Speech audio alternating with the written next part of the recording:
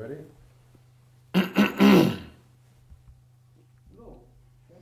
Okay, so that is for the Russian reporter. And the first question will be, when you've got this lot of correspondence and look through it, what was the most interesting thing for you that you noticed?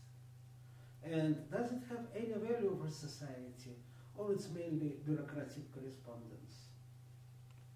In looking through this vast archive of material, the first thing that I see is that it would take many years to actually get through it.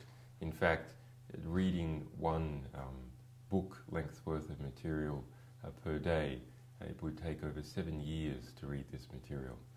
So no one has yet really explored it. We've only just scratched the surface of it.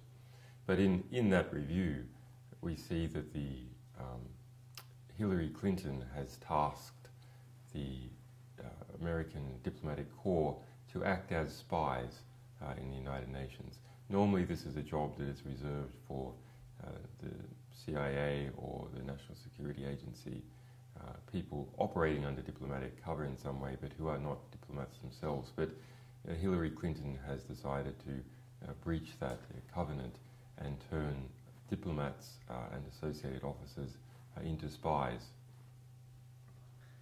According to these documents, what is the most noticeable characteristic of American diplomacy?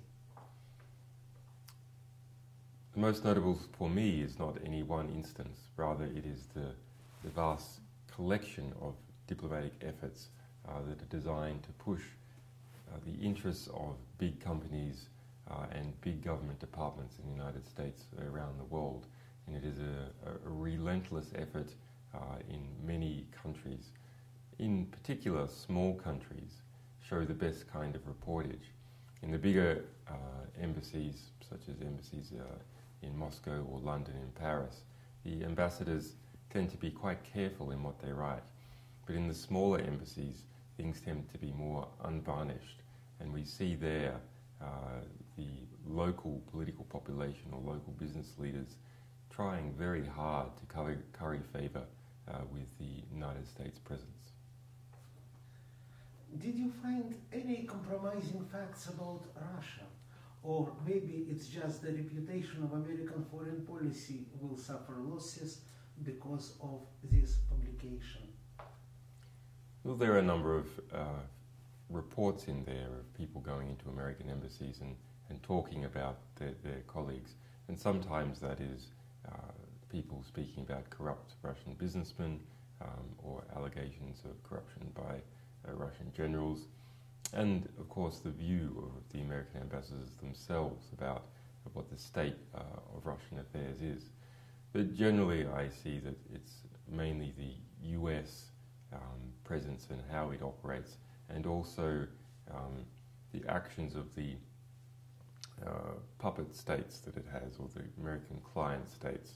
These states that are supported and propped up by the United States that often engage in terrible human rights abuses or covert pushes towards war or money laundering or other forms of corruption. And these are often known about by US embassies working in those countries, but that knowledge is concealed. So I think over the long term, it is that latter category that's really going to start drawing attention. Thank you very much.